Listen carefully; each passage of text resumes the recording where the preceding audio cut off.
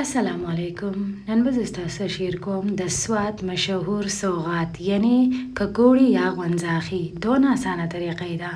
یو پیری پاخه کوي نو بار به خلک فرمایش کوي. بالکل به بګي هم نه پیل کېږي. د ټون اول خو چې تاسو سونه غوانزخې پخوي د هغې مطابق وړه راواله. تقریبا 1 کیلو وړه مونږ راغستلې او په ماشین کې ور واچول. په دې کې مونږ واچول یو سیلور میده کړي ممپلی. دا بالکل اپشنل دي. تاسو د خپل خوښې مطابق ورته ډرای فروټ ور اچولی شئ. یو غټ کنډولی ورته کدوکش کړي کوپره ور واچوله. تاسو میده کړي تیاره کوپره هم ور اچولی شئ. 6 دانې ورته انډې شامل کړئ. د دې نه علاوه یو کنډولی ورته پی ور واچول. وس ګورئ که تاسو د لاس په مدد سره هغې کوي او که نه تاسو د ماشین په مدد سره هغې کوي. ټوټلی ډیپینډ کوي په تاسو باندې. کله چې دا ټول هر سره یو پیر میکس شي نو تاسو ته په قلاره باندې اوبه ور هرچوئ یا پی ور هرچوئ.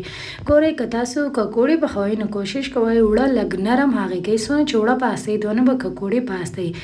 اوس ورته مونږ میده کړي چینی ور واچوله د خپلې ذایقې مطابق. د دې نه علاوه ته مونږ ور واچول اصیل غوړي. که فرض که څونه ستاسو خوښې مونږ د عام ټیبل سپون چې تاسو والی چمچ د هغې مطابق 4 چمچې اصیل غوړي ورته مونږ ور واچول.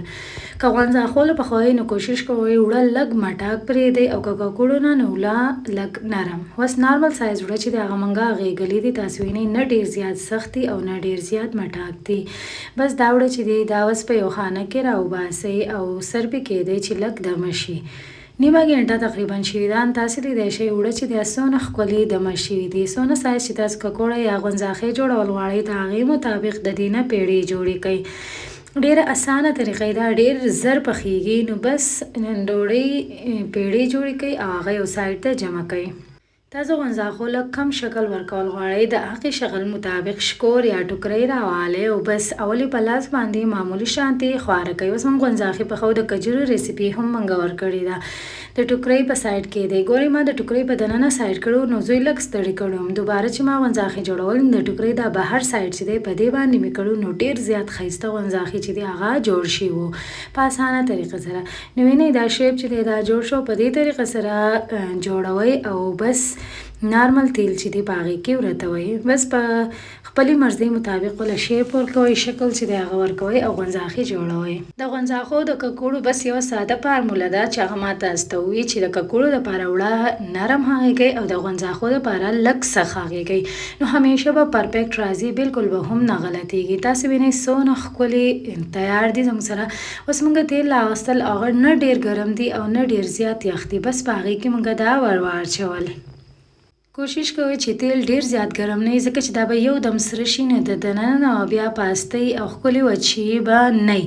په دواړه سایډونو باندې ښه ښکلې سره کوئ او 8 منټې چې دی هغه پې واخلئ نو ستاسو غوانزخې به بالکل پرفیکټ وي. نو وینئ ګولډن کلر پې راغلی دی.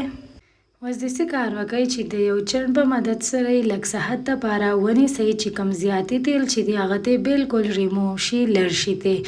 د دې نه بیا غوانزخې چې هغه په خلکو ساړه بیم نه راولي او ښکلې هم ښکاري. که فرض که تاسو د کجورو ریسیپي غواړئ نو هغه هم په اویس فوډ پوینټ چینل باندې هم ده. په یوټیوب او په ټیک ټاک باندې هم ده. د 1 کیلو وړو نه تاسو لیدی شئ څونه ډېر غوانزخې چې دی هغه پاخه شو. تقریبا 120 چې دی په اسانۍ سره پخیږي.